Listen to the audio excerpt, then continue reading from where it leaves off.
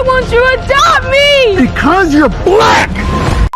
What's up guys, Alicia here, back with another video. You already know what I'm here to do. Let's talk about what people are buzzing about on Twitter. First up in the quick news, Activision Blizzard CEO Bobby Kotick is re-elected to the board for another year. If you don't know or just kind of forgot about it, there were a lot of allegations against Activision Blizzard, you know, along the line of creepy shit, downright sexual harassment type shit, and Bobby Kotick apparently knew and kind of condoned all of it. So the fact that he got re-elected to the board for another year just kind of seems like a slap in the face to literally everybody who was against him. Of course, I think that will change when Microsoft kind of, you know, goes through with the acquisition. They're gonna kick his ass out. Hopefully. Please kick him out. That's like the one thing you have to do, just kick him out. Next up, I thought this was a legitimate joke, but the Dream cereal, it's fucking real. Oh, Dreams. And it has a putrid fucking shade of green. Holy shit. Why would they color it that shade of green? It looked like the shit I puked up after I got done drinking a whole shitload of Captain Morgan. Floaty oaty goodness, made with 110% whole grain oats.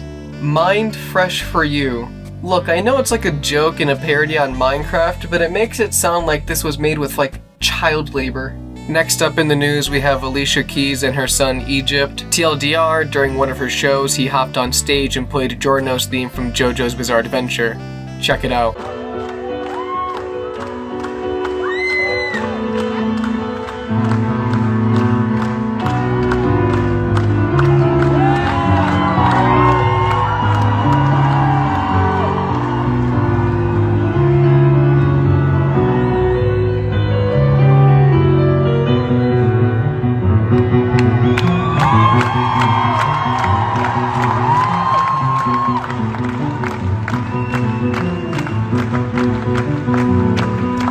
And we're back with the nostalgia news. I'm not gonna really read the article here because, you know, it's pretty self-explanatory, but the makers of Caillou are trying to make a comeback, really. And, you know, just use CGI and shit like that to recreate Caillou. If you didn't grow up with Caillou, he was just kind of an annoying brat that just kind of whined to get his way. God, I want to punt this little fucker. Next up, we have a little bit of drama with the New York Post. Laid off factory worker unseats Charli D'Amelio as top TikTok star with 142.8 million fans. Now, a lot of people weren't really reading the article. It wasn't really resonating with the audience, and that is for one very, I guess, apparent reason. They didn't even bother calling him by his actual name, Cabby Lame. So basically, when Twitter saw this, you know, some were trolling, some were kind of being serious, but at the end of the day, it kind of just looked like a pack of rabid dogs just got released in a chicken coop, because it was just one big giant mess that somebody had to clean up eventually, and which they did. A day later, they made an update saying, "We apologize for not using Cabby Lame's name in our original headline." You know, if you're really sorry, take down the tweet and repost it with his fucking name. So a lot of people in the quote retweets were kind of just shitting on the New York Post. Cabby Lame unseats privileged daughter of a white wannabe Republican senator with Sicilian mafia family ties as top TikTok star with 142.8 million fans. I'm gonna have to censor this, of course, but here's what they wanted to say. Laid off factory worker. And you know what? No, not today. Not reading it. Nope, I'm good. It's crazy how I've been pronouncing laid off factory worker like Cabby Lame this whole time. I don't know, there's so many quote retweets down below that if I were to go through a lot or a portion of them, that could be an entire video on its own, and I'm already tired as shit. And speaking of tired of their shit, let's talk about Ezra Miller again, yeah? So this article comes to us from the Rolling Stone. Guns, bullets, and weed. Ezra Miller housing 3 young children and their mother at a Vermont farm. Now, of course, I'm not going to read the entire article, I'm just going to read some bits and pieces, but here are the parts that really matter. Ezra Miller has been hosting a 25-year-old mother and her 3 young children at their Vermont farm, a living arrangement that worries the children's father, as well as 2 others with knowledge of the situation. 2 sources with knowledge of the situation expressed concern to the Rolling Stone that it is an unsafe environment for children, alleging that there are unattended guns strewn about the home on Miller's 96-acre property. One source, who like the other requested anonymity for fear of retribution, recalled an instance where one of the children, a 1-year-old, allegedly picked up a loose bullet and put it in her mouth. But the mother, who, like the father, Rolling Stone is not naming, claims that Miller had helped her escape from a violent and abusive ex. And Miller, quote, helped me finally have a safe environment for my 3 young children, end quote. Ezra's home ranch has been a healing haven for us, she tells the Rolling Stone. They may have firearms for self-defense purposes and they are stored in a part of the house that the children never go in. My kids are able to relax more in their healing because of the safety and nurturing Ezra has been able to provide for them. You notice how she never mentions a safe or a lock or anything like that? She's just like, oh yeah, the children, they don't go to that room. They don't go in that room, alright? Stop asking questions. In the middle of the unfolding crisis, the children's father claims to the Rolling Stone that Miller secured a flight out of Hawaii for the children, allegedly without the father's knowledge. He claims he has not been able to see or speak with his children since their departure. Quote, I've got a bad feeling in my stomach. I do want to get my kids, they mean the fucking world to me, the father says. And in brackets, representatives for Miller did not reply to a request for comment. The mother says she is still living at Miller's farm with her children. The 2 sources who confirmed seeing children there and the mother described it as a chaotic environment that is unsafe for children. Video footage reviewed in April by the Rolling Stone appears to show at least 8 assault weapons, rifles, and handguns lying around the living room, with some weapons propped up against a pile of stuffed animals? You're fucking with me, right? So somebody at the Rolling Stone was just handed a video and was like, yeah, we got a video of Ezra Miller. They've gone off the fucking wall. And you're thinking to yourself, it can't be that bad, right? What could they possibly do? And you just watch the video. 8 assault weapons, rifles, and handguns. And just sitting in the living room? Like, you walk in this house, you look to your left or you look to your right, whatever, and the first thing you see are guns strewn about. How has the ATF not kind of like been sounded off at this point? Like, I know it's a bit bad to say this, but let's be honest. I don't think many people online would be mad if they shot Ezra Miller.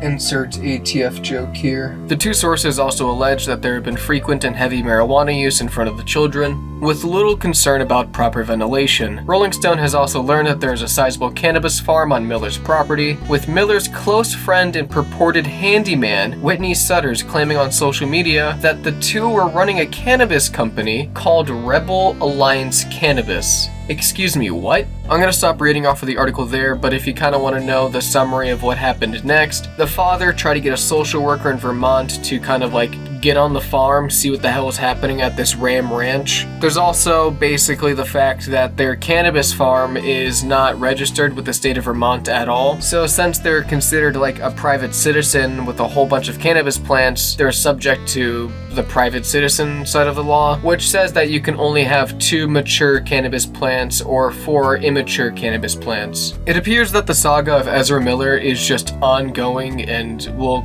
just keep on going. I don't think we're gonna stop hearing about Ezra Miller anytime soon. So tell me what you guys think down in the comments below. Should we forgive Ezra at all? Is there any redeeming quality about them? How many years in prison do we give them? I'm looking at like 25-ish years, 20 years maybe if we're going lenient. And would you go still see the Flash movie if you knew it starred a person who probably has the worst track record of pretty much any celebrity of modern history? I mean, like, this is getting towards Harvey Weinstein levels, and he hasn't even touched anybody yet. Like, how does Ezra Miller manage to combine every batshit insane aspect of, like, celebrity culture? You have guns, drugs, kidnappings, trying to start his own fucking cult, probably. Where does it realistically end with Ezra? How are you gonna go commit several crimes that, if anybody else were to do that, immediately arrested, right?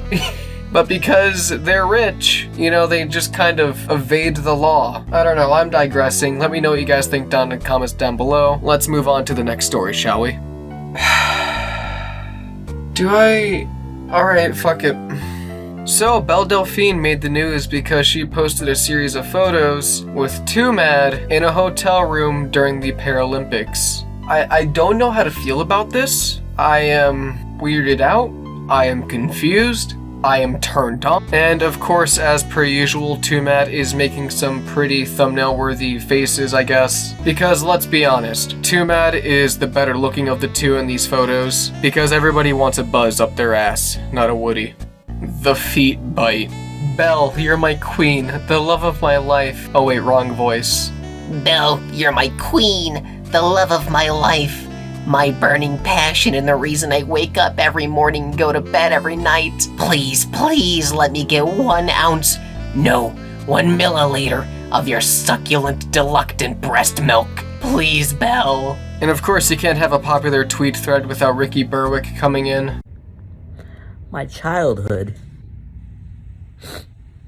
Ricky, please. Please breed me and let's make a master race. My boy Twomad hit, let's go! This is exactly how I look when I hit it from the back. We're in the end game now. And can we talk about the implications of a white woman putting a black man in a Donkey Kong costume? Or are we just not going to discuss that? But anyways guys, thanks for tuning in today for this admittedly shorter video. I know my last video was 31 minutes long and I did not even intend for that. That's just kind of what it came out to, so I'm kind of glad I was able to actually, make a video that long in a reasonable amount of time. So I hope as I get better with this shit I can continue to pump out stuff even faster and faster, because ADHD is a bitch. With that being said guys, I'm Sleechy, going the fuck to sleep.